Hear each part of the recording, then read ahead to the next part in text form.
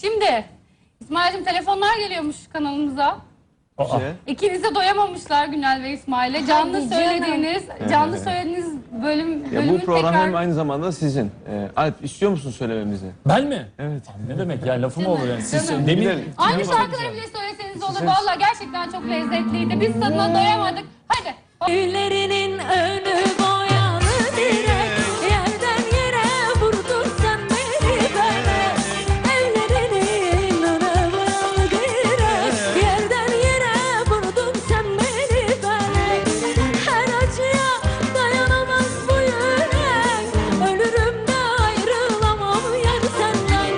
Her acıya dayanamaz bu yürek, ölürüm ayrılamam asla senden.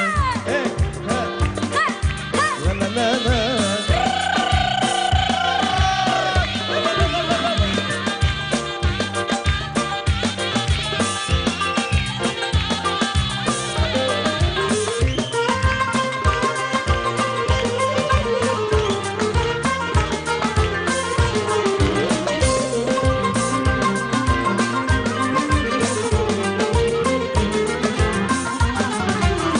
Evlerinin önü boyalı direk, beni yerden yere vurdun sen beni. Evlerinin önü boyalı direk, yerden yere vurdun sen beni felek.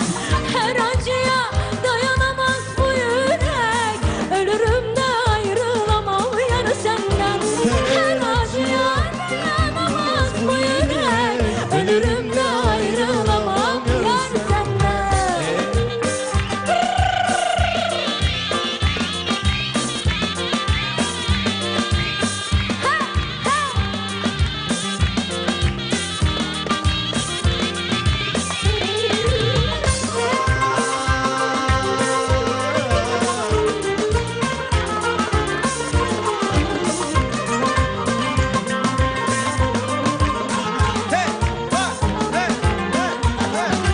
Yeter güzelim yeter, iki neler, bırak yakamı uşak, anam beni dener.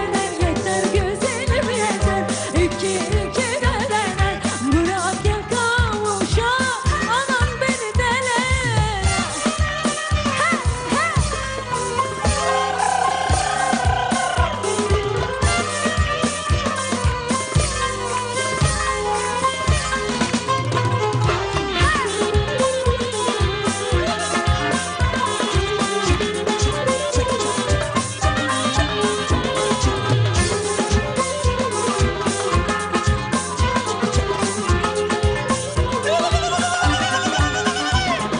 Dumanla havas eder, dereler, dereler, dereler havas eder.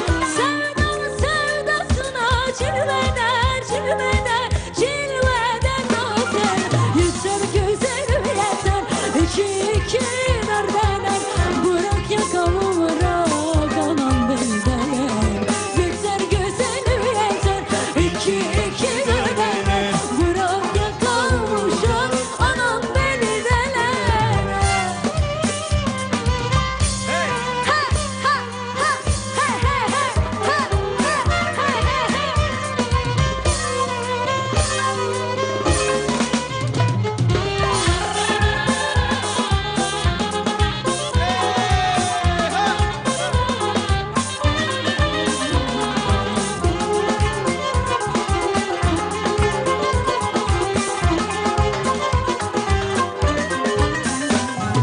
Duman dağın üstüne gittikçe, gittikçe, gittikçe vazgeçtim.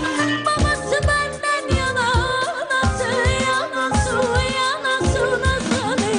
Yeter güzelim yeter, iki neredeler, bırak yakamı uşak, anam beni dener. Yeter güzelim yeter, iki